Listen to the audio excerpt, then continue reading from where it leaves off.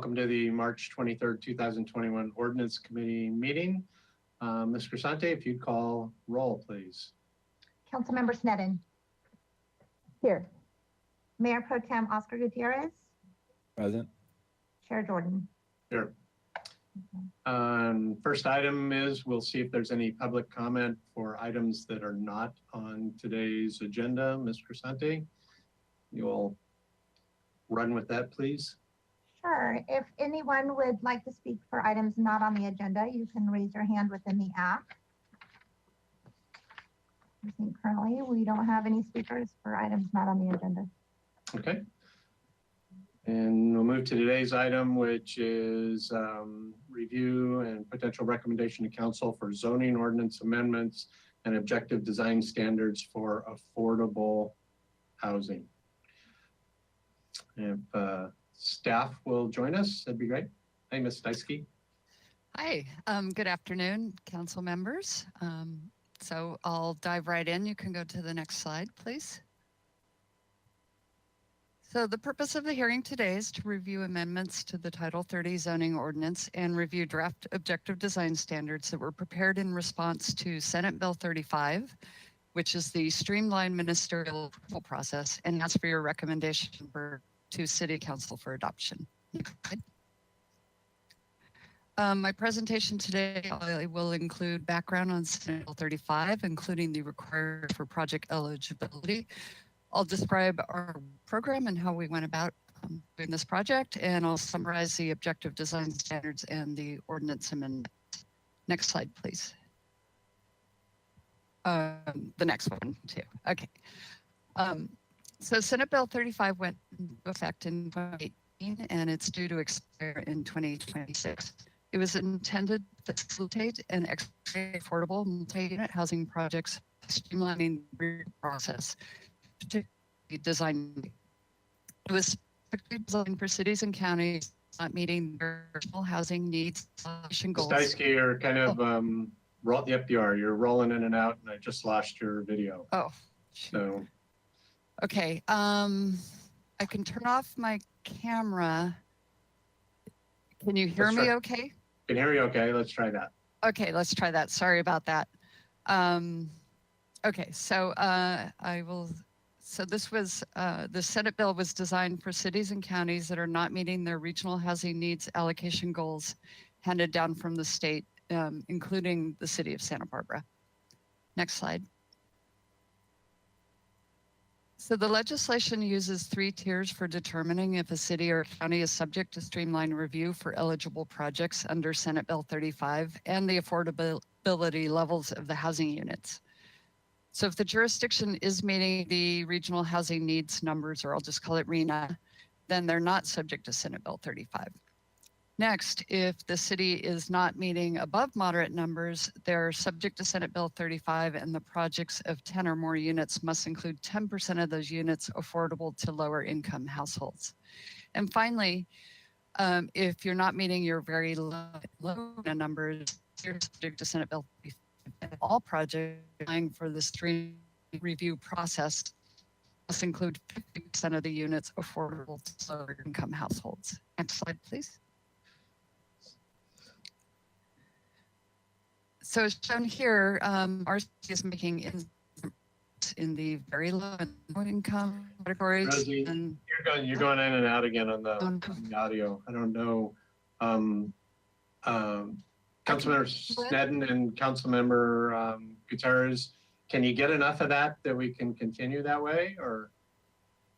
I'm concerned about the public. Okay.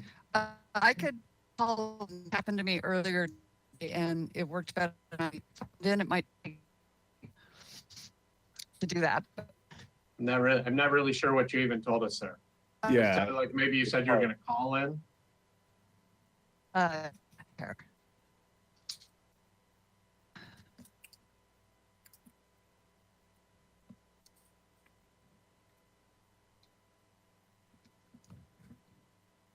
Okay, she's calling in, so we'll pause for a few moments and wait for that to happen. And then maybe we'll have her go back a slide or two just to make sure that everybody understood what was sounding a little garbled on both of those. Thank you.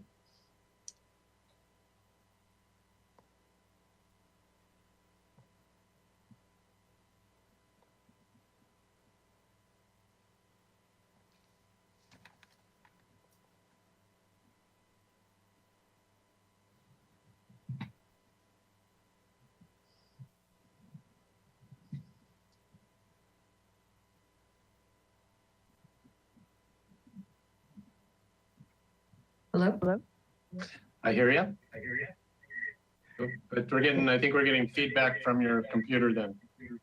Yeah, let me fix that.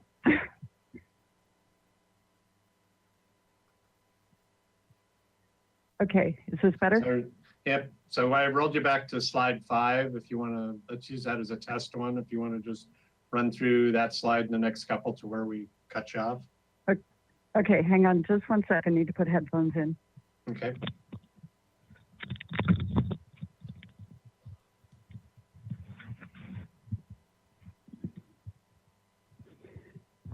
Okay, can you hear me? Good to go so far.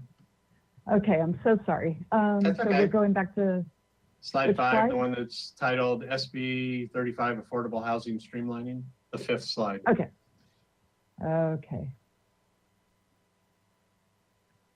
So, right, okay, I gotta remember where I was. Okay, I'll Yeah, start so over. while you weren't there, I told everybody we'd go back a couple slides and just have you work your way through them again in case anybody had problems with those slides. Okay. All right, so I'm going to summarize Senate Bill 35 and start over that it went into effect in 2018 and it's due to expire in 2026. It was intended to facilitate and expedite affordable multi-unit housing projects by streamlining the review process, particularly design review. And it was designed for cities and counties that are not meeting their regional housing needs allocation goals handed down from the state, including Santa Barbara. Next slide. So the legislation uses 3 tiers for determining if a city or county is subject to streamline review for eligible projects under Senate Bill 35 and the affordability levels of the housing unit. So if you're meeting your RHNA numbers, then you're not subject to Senate Bill 35. There's only a handful of cities or counties that are in this category. Next, if the jurisdiction is not meeting above moderate numbers, they're subject to Senate Bill 35, and projects of 10 or more units must include 10% of those units affordable to lower income households. And then finally, if you're not meeting your very low and low RHNA numbers, then you're subject to Senate Bill 35, and all projects applying for this process must include 50% of their units affordable to lower income households. Next slide. This slide shows that the city is making insufficient progress in the very low and low income categories. So we're subject to reviewing eligible projects under Senate Bill 35, and they must include those 50% of the units as affordable. Next slide, please. To be considered for this streamlined review process, a project needs to propose multiple rental or for sale units, and by multiple, I mean 2 or more. And if it's mixed use, at least 2/3 of the floor area needs to be residential. Next slide, please. So this is a little new twist to this legislation. In September 2020, Governor Newsom signed a bill that went into effect immediately that now requires tribal consultation for these projects. So under this bill, developers intending for review under Senate Bill 35 must submit a preliminary application, and then this starts about a 90-day tribal consultation process. So that includes doing a formal notice for the tribes that are affiliated with the project area. There's a response period from the tribe, and then consultation if the tribe does respond to the invitation to consult.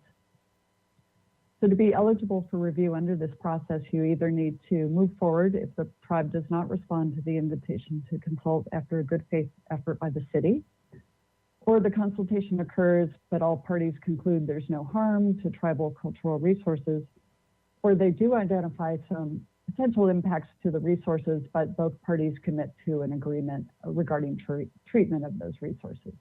Next slide, please.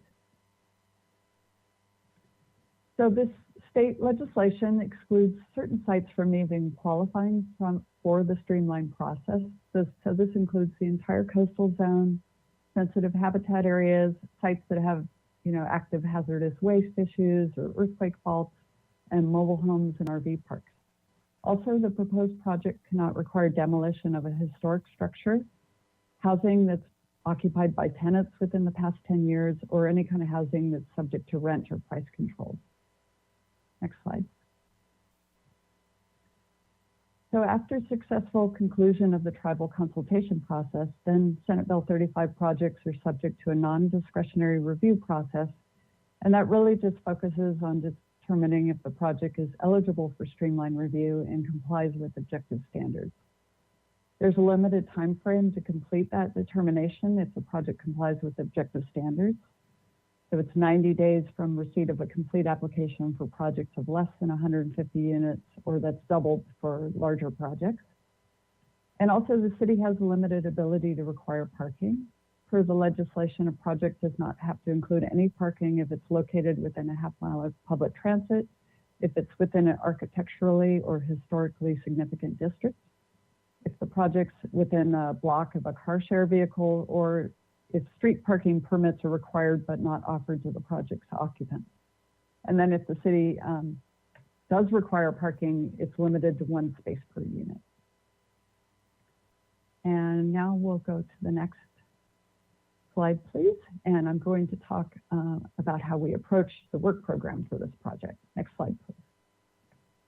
So per Senate Bill 35, the city is responsible for providing the ministerial approval process for eligible projects, and that's outlined in the zoning ordinance amendment. We do need to provide the application requirements, which are in the applicant handouts, and then providing the relevant objective standards, which are in the objective design standards document in your packet today. Next slide. We started this process with appointment of a work group, and we had 2 members of the Planning Commission, Historic Landmarks Commission, and Architectural Board of Review, who were tasked with assisting us with drafting the objective design standards. The work group held 12 meetings to prepare the standards, and staff also prepared the zoning ordinance amendments and draft applicant handouts. We've had public input to date. We had some work program overview hearings with Historic Landmarks Commission and Architectural Board of Review. We've met with members of the American Institute of Architects Advocacy Group and described the work program and got input on admin drafts.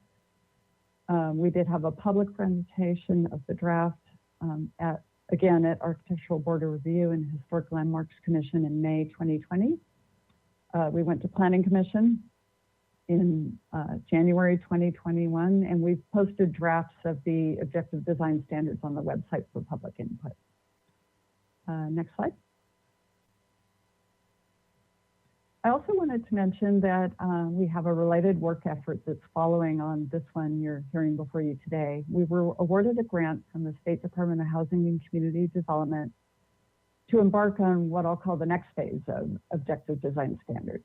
So this funding is enough for us to hire a consultant to work with us and do a possibly more robust public outreach process and work with staff on crafting expanded design standards, which could be applied to other types of multi-unit housing projects, not just those that qualify for this limited streamline review under Senate Bill 35. We anticipate this next phase will include standards that are tailored for different building types and different architectural styles that are appropriate for specific neighborhoods, and to have a whole set of graphics that'll help applicants and staff. So we're just starting on the consultant selection process for this related work effort. Next slide, please. And then you can go to the next one. And now I will summarize what's in the objective design standards. Can you go ahead and move to the next slide? So before I summarize the standards, I wanted to acknowledge and thank those that assisted with the effort, including, as I mentioned, the work group members were Deborah Schwartz and John Campanella of the Planning Commission, Anthony Grumbine and Ed Lenvik of the Historic Landmarks Commission, and Kevin Moore and Howard Whittosh of Architectural Board of Reviews. And so this next slide define what is meant by objective design standards, and this comes straight from the State Department of Housing and Community Development guidelines for Senate Bill 35. And they define them as standards that involve no personal or subjective judgment by a public official, published and adopted by ordinance or resolution before submission of a development application, and they need to be broadly applicable to development within the jurisdiction. Next slide, please.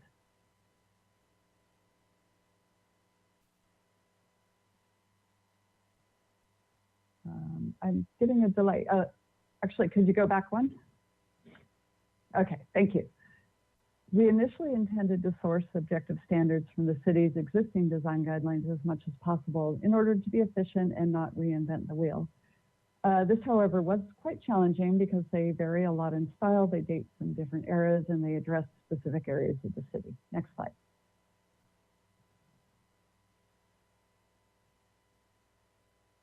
By the third work group meeting, it became clear we needed to focus this effort, and staff recommended and the work group agreed that we would start by basing our objective design standards by using the El Pueblo Viejo design guidelines. We thought they were the best fit for creating these objective standards using the Spanish colonial revival style, as this is the best known and most distinctive style in our city. The El Pueblo Viejo guidelines are straightforward, and with a few adjustments, they could be modified to objective standards. And we also felt that using Spanish colonial revival style as our initial design template for objective standards was appropriate because it meets other city goals. It's pedestrian oriented, tends to be human scaled, energy efficient, and cost effective because it uses simple forms and quality materials and finishes. Next slide. And this slide just shows a couple photos of beautiful examples of this style in our city. Next slide. I wanted to show you a quick example of how you take a guideline and make it into a standard. In this example, the guideline just says that doors and windows should be recessed away from outer wall surfaces. And to make it into a standard, we need to be more specific about that, how deep that recess would be. So this is, we selected with the help of our architects on the work group, 4 inches as being the appropriate depth for doors and windows. So that's something we went through many, many times in iterations for every guideline to turn it into a standard. Next slide. So the overall focus of our design standards were to preserve and enhance the city's pedestrian character, using techniques to minimize the perceived but not the actual scale of buildings, using landscaping and lighting and other details to beautify sites and neighborhoods, and ensure that materials and forms are consistent with the chosen Spanish colonial revival style. Next slide. As I mentioned, we went to Planning Commission in January, and they did recommend approval, but they did request that staff conduct some additional outreach and review and potentially do some revisions to the design standards prior to City Council review. So first they did note that one standard had some subjective language, so they asked that staff take a really careful review and do a new round of edits to ensure that all standards are truly objective. So we did make a number of edits after a small team of staff went through them, and those are shown in strike through and underline in your version. And we also took the opportunity to clarify some of the standards and remove redundancies, but we did not make any substantial edits that would change the intent of the standards. Next, they had some concerns that the rooftop equipment screening standard would be problematic for accommodating rooftop solar energy systems. So I'll highlight how we amended that standard when we get to the slide on that topic. And finally, they asked that we specifically approach the Housing Authority and People's Self-Help Housing for their input. And we did this, but we also solicited input from Habitat for Humanity. So we did get responses from all 3. And just to summarize what they said, they did have some concerns about some of the requirements for when a project has to undergo during construction to do with state law workforce requirements, which is not something we could really control.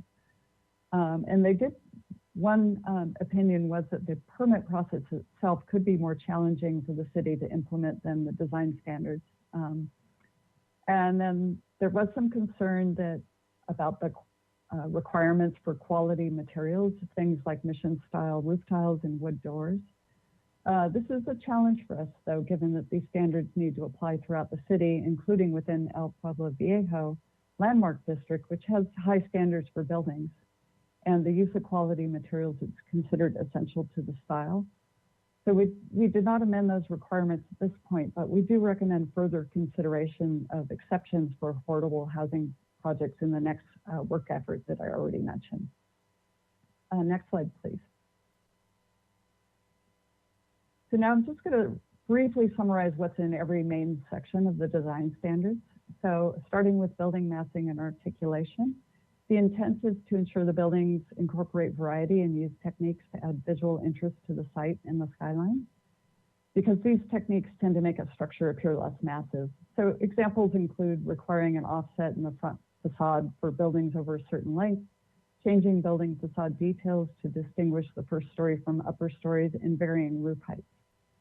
The drawing on this slide by Anthony Grumbine illustrates the results of applying some of these techniques. Next slide.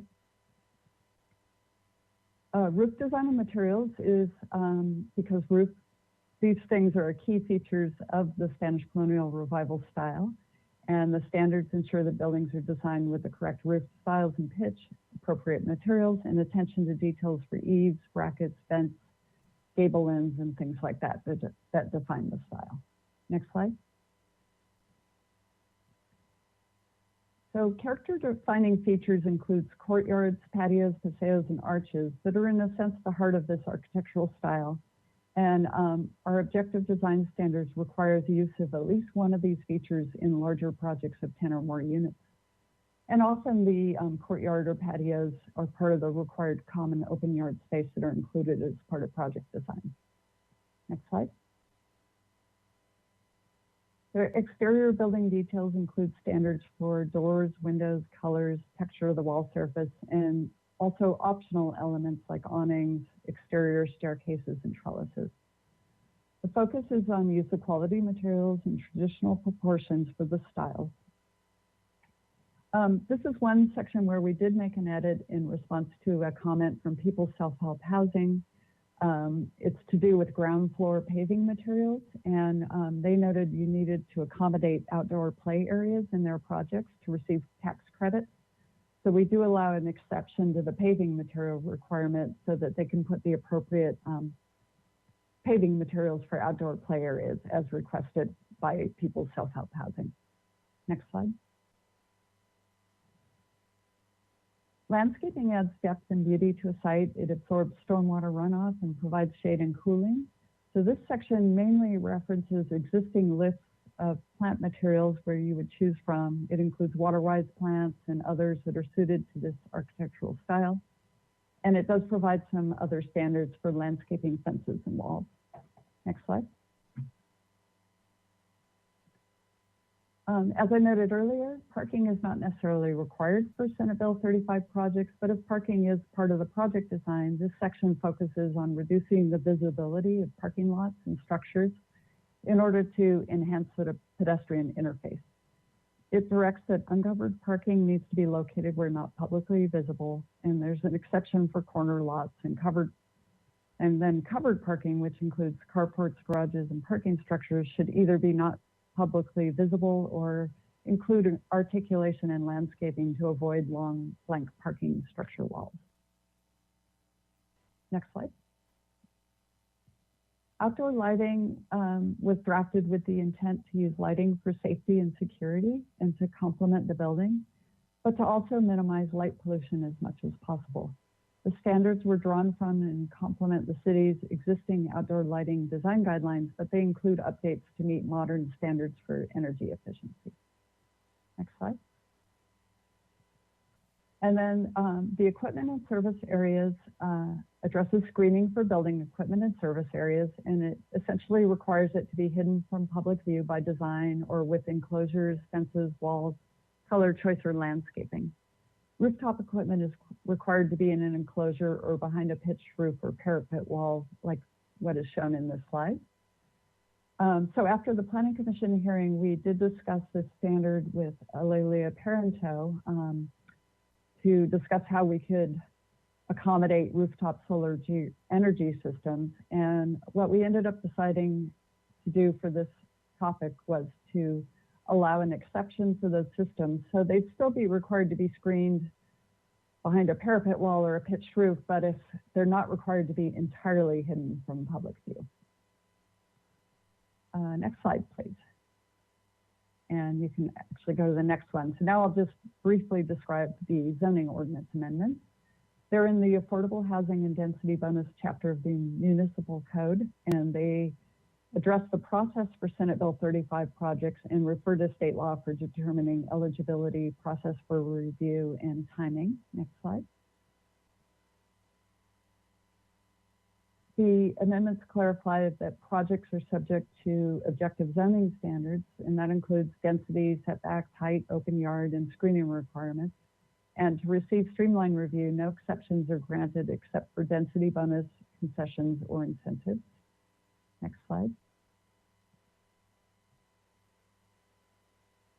And the amendments also state that the streamline housing project needs to comply with all adopted objective guidelines, design review standards, and development standards.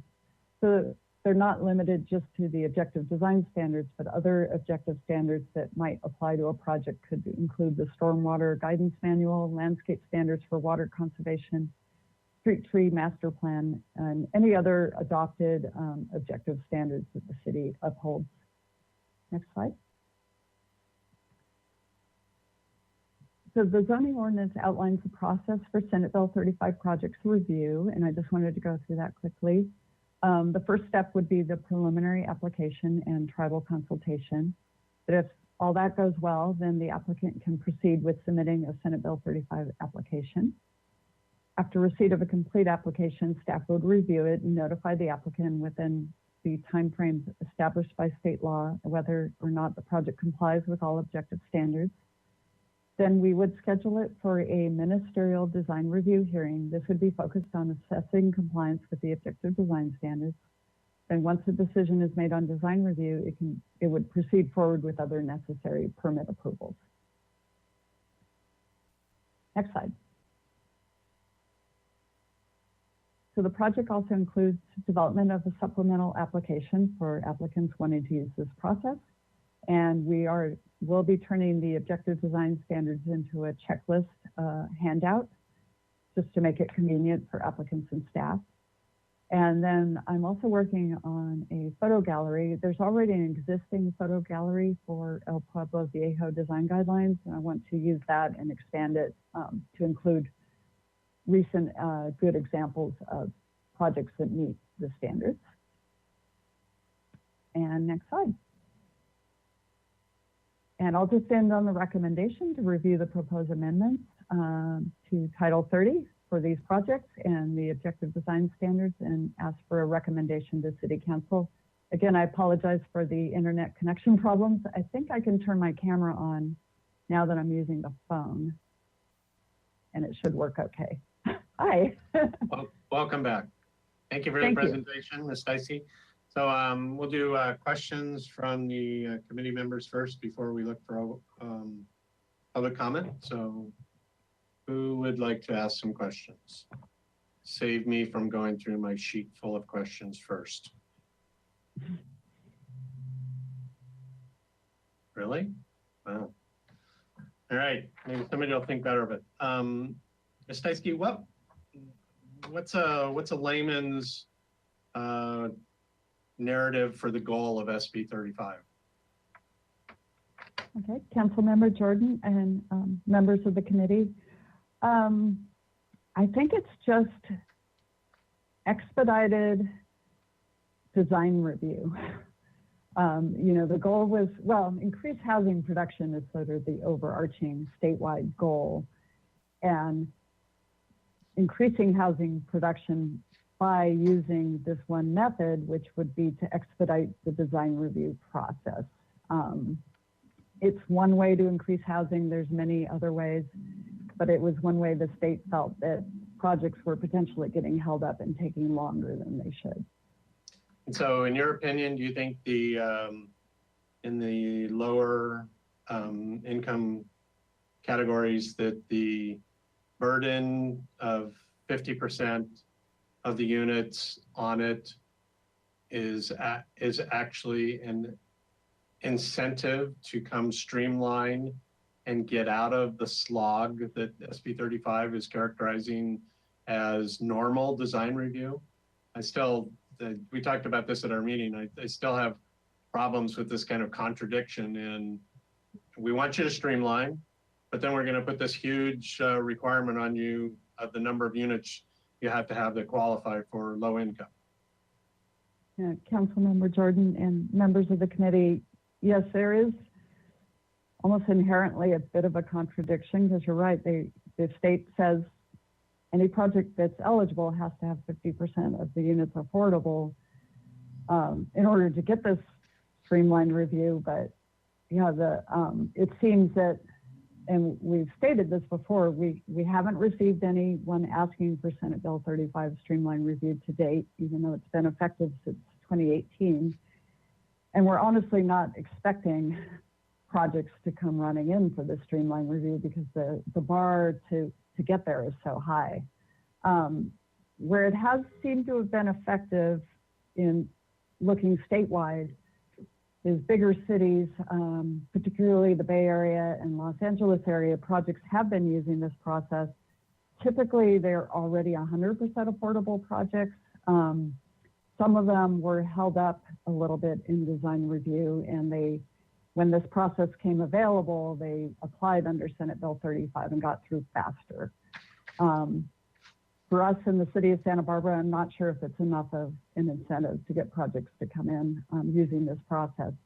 But we do feel that just because applicants may not want to go or may not be eligible for Senate Bill 35, it's not a wasted effort, because I mentioned there's this follow-on effort to move towards more objective design standards anyway.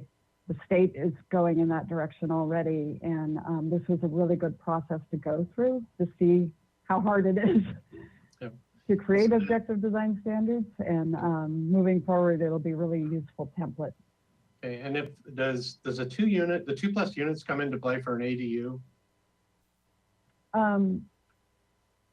Councilmember Jordan, I believe I'd have to look back, but I think ADUs are specifically excluded from using this process. I don't know if Ms. Ostringer.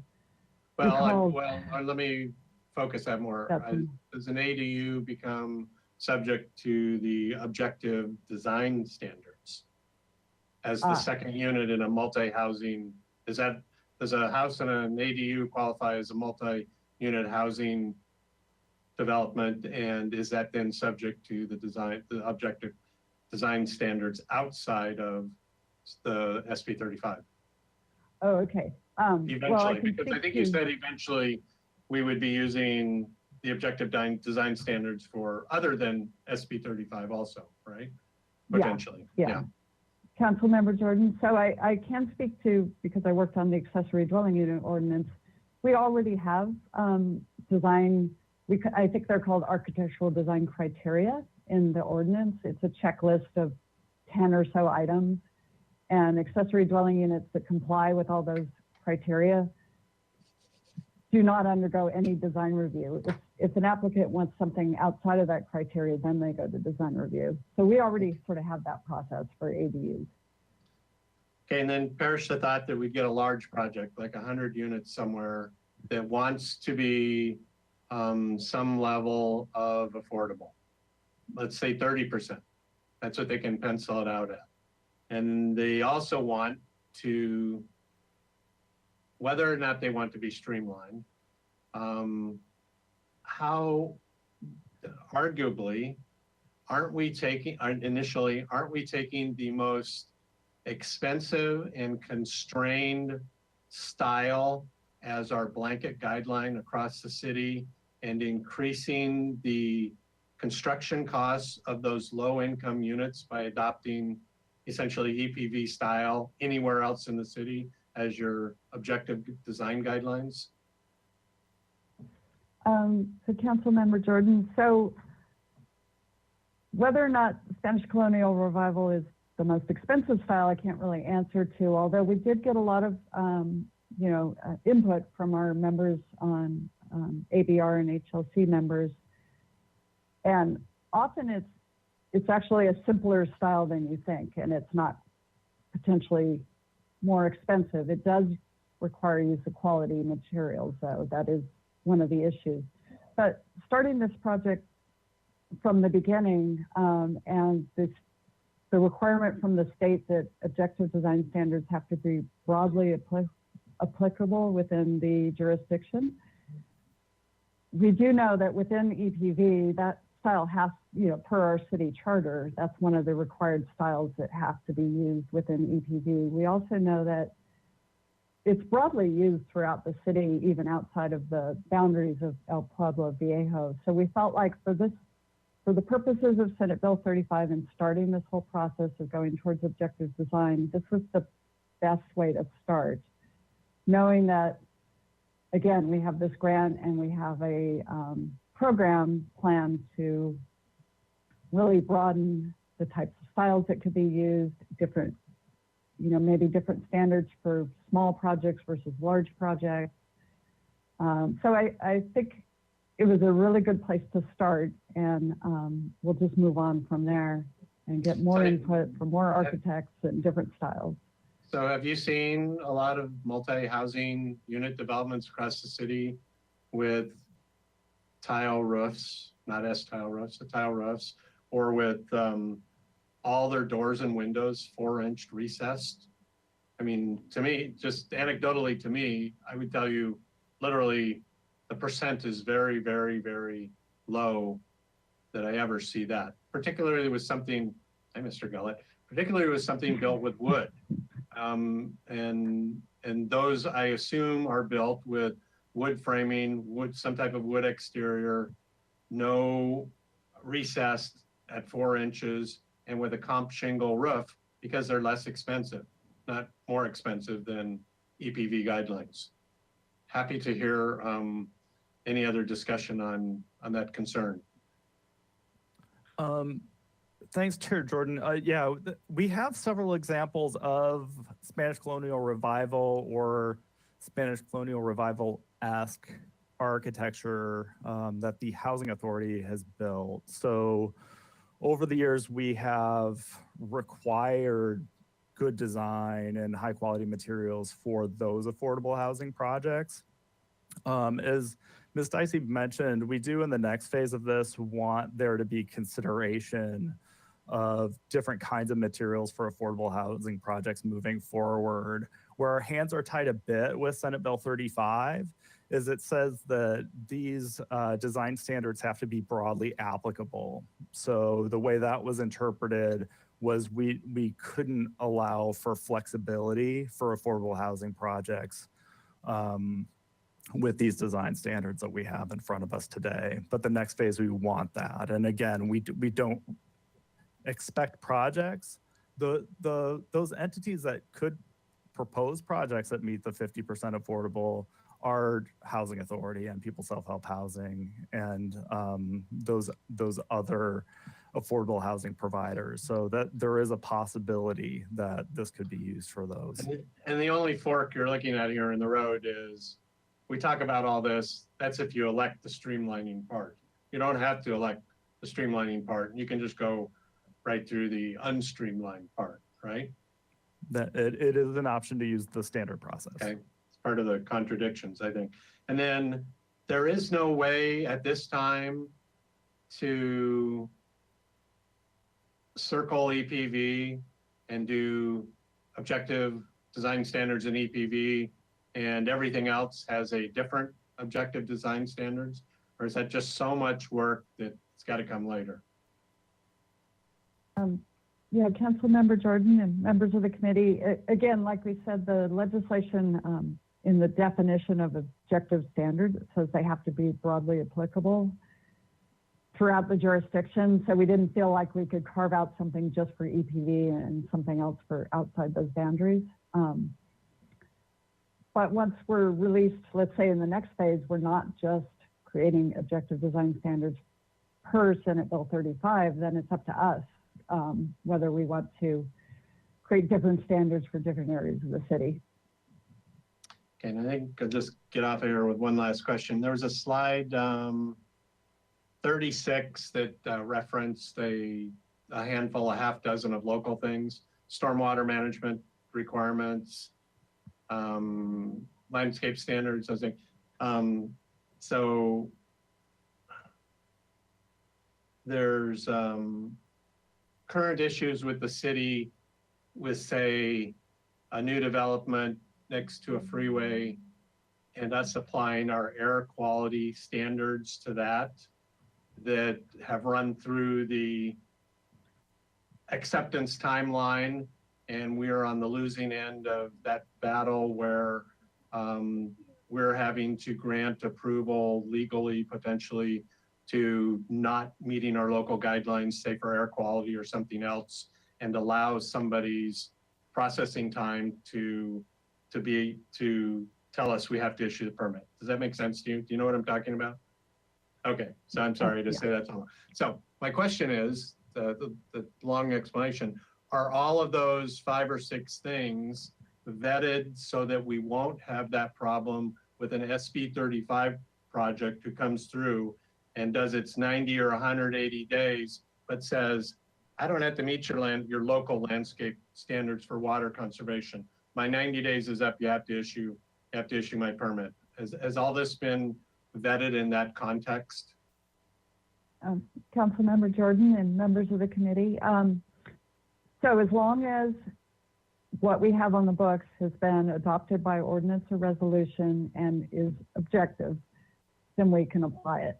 So again, this list is not a complete list of everything we can apply, but assuming any of the standards you just mentioned are objective, then it would apply to a Senate Bill 35 project. I think I'll put that on my list for when it comes to council, and we'll talk to the city attorney and make sure. I have no other questions. Anybody think of any since I've been going on and on? Anybody still out there? So Ms. Sneddon or Mr. Gutierrez, if you guys want to make a motion or make some comments, then, oh no, let's do public comment. I'm so sorry. That's what I was going to say. I definitely have Okay. comments, but Okay. I All don't have right. public comment. Good. Thank you. All right, so Ms. Crisante, we'll go to public comment if I see a couple people in the on deck circle. So if you would take that away, please. Of course, I believe we have one speaker, which would be Rob Fredericks. Rob Fredericks, please go ahead. Yes. Rob? Yes. Can you hear me okay? Yes. Thank you, Chair Jordan and council members. First of all, I just want to thank staff for moving forward on the objective design standards. You have my letter as part of your packet that I previously submitted. We do think that in the future, moving more towards objective design standards is the way to go with balancing the need to create beautiful architecture in our city. I don't think that SB 35 will be widely used in the city, given the deep affordability targeting and the other regulations make it really difficult, other than affordable housing providers, to use that process, such as the Housing Authority and People's Self-Help Housing. And we would probably just opt for the standard process. Now, I'm encouraged to hear that the city's moving forward with other objective design standard palettes for other areas of the city.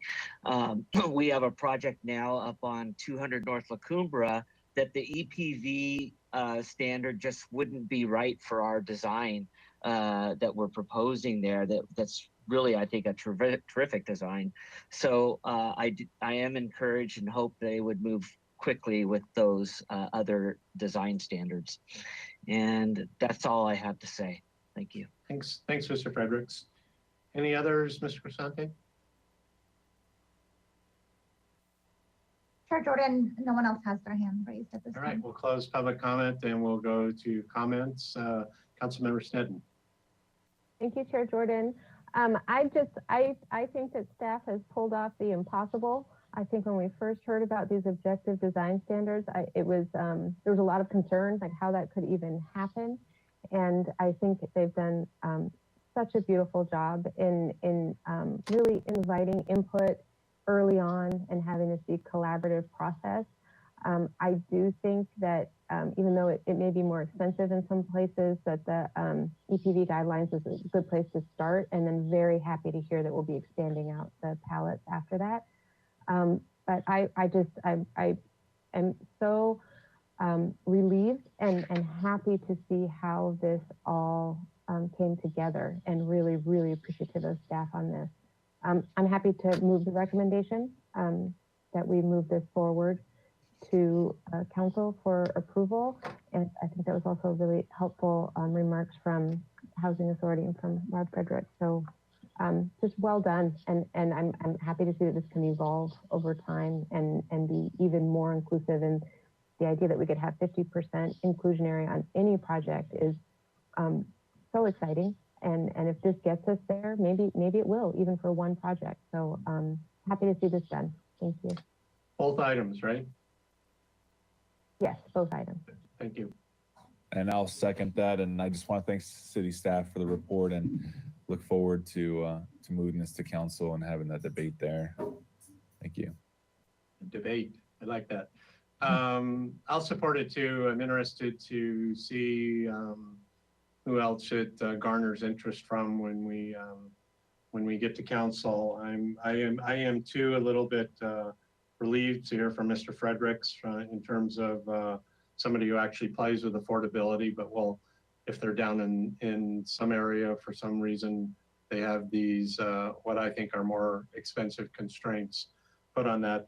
I guess just the lingering thing biting at me here is just the goal should be the end goal of this work product should be to get as much possible streamlined, make it easy to go through the system and to generate housing units. And I'm not really sure this is a reaction to state legislation, but I'm not really sure that's the goal we're going to see out of this. I think most people, like Mr. Frederick said, are going to opt for the normal process. And I would personally just like to see things become so black and white that they can get out of the normal process and get streamlined. So I'll be interested in hearing, seeing if there's any other discussion on that when we get to council. So we have a motion and a second to approve the recommendations in the staff report. Ms. Crisante, if you would take a roll call, please. Of course, moved by Councilmember Snedden to move recommendations to council, seconded by Mayor Pro Tem Oscar Gutierrez. Mayor Pro Tem Oscar Gutierrez. Aye. Councilmember Snedden. Yes. Chair Jordan. Yes.